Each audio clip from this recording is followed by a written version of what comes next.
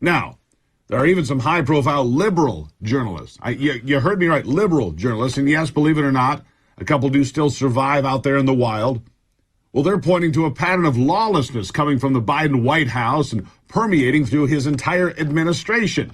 Glenn Greenwald mocks the Biden apparatus and administration, feigning anger and indignation for what Trump did, while at the same time, leaks are occurring every day from every direction that are, by the way, illegal. Listen.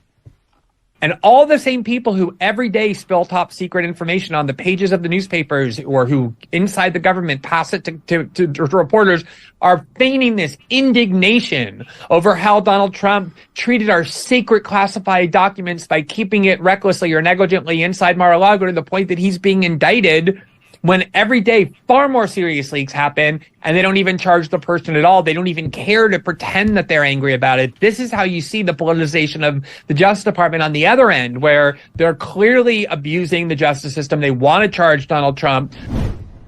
Yeah, they want to charge Donald Trump. Glenn Greenwald is right. Now, he started The Intercept. He is a liberal, left-of-center journalist who routinely now calls out his former colleagues on the left. By the way, while the latest distraction is dragged across the American media landscape, the whistleblowers are getting larger in number and louder in their cries at David Weiss, the state's attorney investigating Hunter Biden and the Biden family corruption scandal that involves numerous allegations of bribery and money laundering. Well, the newest whistleblower, known only as Mr. X, he says Weiss had no authority to do much of anything and had to run everything past his higher-ups, which, by the way, was confirmed, as I just mentioned a moment ago, in an article published by the New York Times yesterday. Weiss denies that he was a kept man on a leash, leading all the way to AG Merrick Garland and ultimately Joe Biden. And that's why you can expect him to face hard questions from Republicans in the U.S. House about what his role really has been in the Hunter Biden corruption investigation, which reminds me of something, by the way.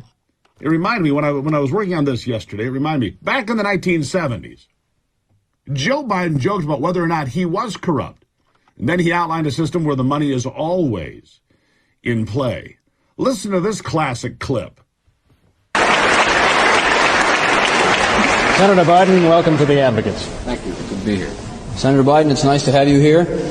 As the youngest member of the Senate, the one, therefore, who may expect the longest career there, I wonder if you'd say to us, since it's clear that you're not corrupt and you got elected, why should people think that the system produces corrupt results when there you are?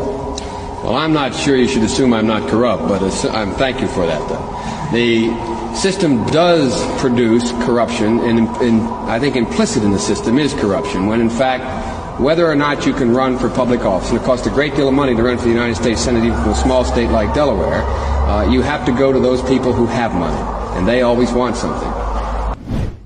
Yeah, Joe Biden, I'm not sure you should assume I'm not corrupt. I don't, Joe. I assume quite the opposite. I assume you are completely corrupt.